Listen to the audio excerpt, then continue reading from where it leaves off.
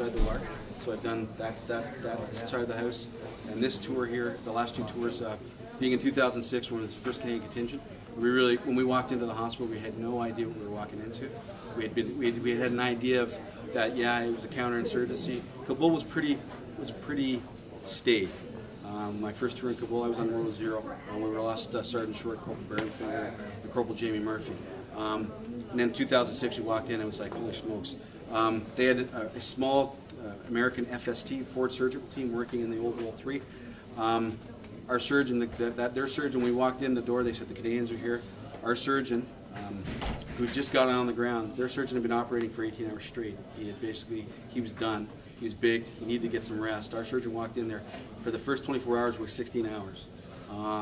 We went through all our. It was actually there were a number of burn injuries.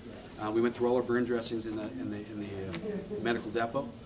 And basically, he came back in. We had our first meeting. He said, "This place, we have a thing in the Canadian Forces that we try to keep people competent in their clinical skills called Maintenance of Clinical Skills Program." And he said, "This puts the M in Maintenance of Clinical Skills." The reason that we value what we do here is because some of the surgeons, the med techs, the trauma docs, all that stuff, they see stuff here that you'll never see in Canada. You're not going to see a double amputation from an IED. You're not going to see gunshot wounds. Yeah, if you're in Vancouver, yeah, because I'm from British Columbia, yeah, you're going to see some gunshot wounds, but not at the frequency that we do see.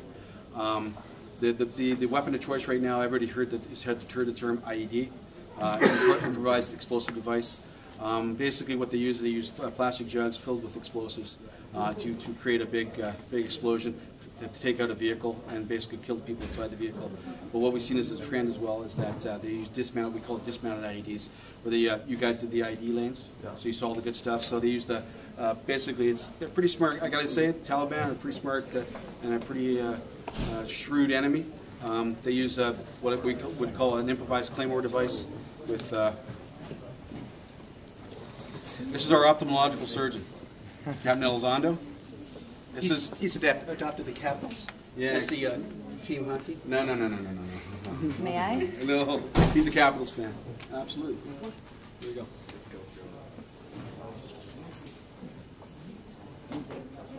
Guys, welcome to Kandahar. Thank you very much for coming. This guy is our ophthalmological surgeon.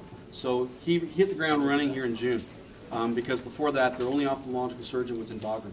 So basically, since he's been here, how many cases have you done, Don? Procedures over 350.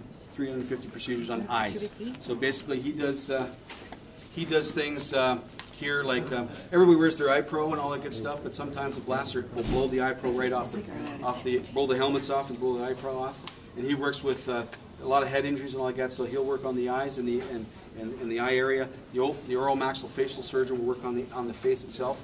And also we have a neurosurgeon that will also work on the brain injuries that we have, and we do have a lot of brain injuries, especially to ANA and to local nationals who brought in here. We have the only neurosurgeon in RC South, so basically in southern Afghanistan. So basically we get those kind of cases pushed to us, which are the more complicated cases.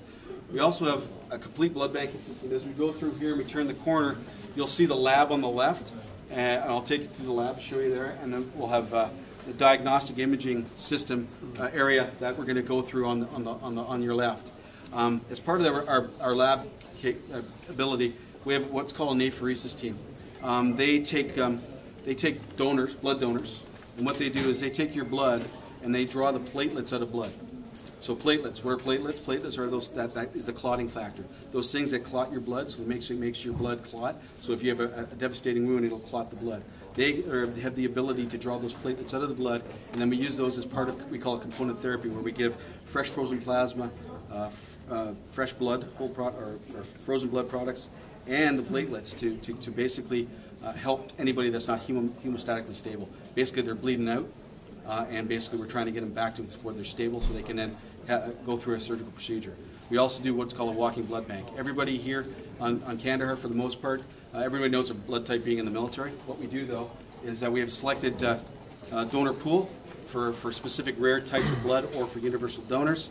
And what they do is basically if we need to use fresh whole blood, which in certain extreme cases where those injuries are so severe and so massive that we use fresh whole blood because it comes in, gets into the body quickly and helps the body regenerate its own blood generating system.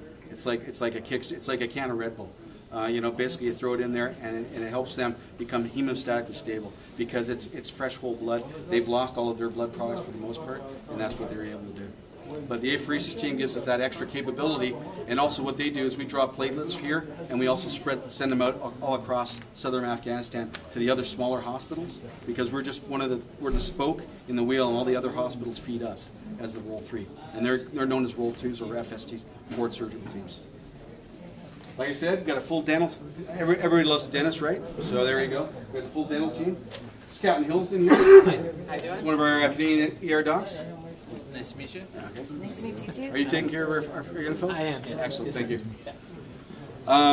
And full dental capability, and then like I said, the optometrist, where we can do eye examinations and make sure that eyes are taken care of.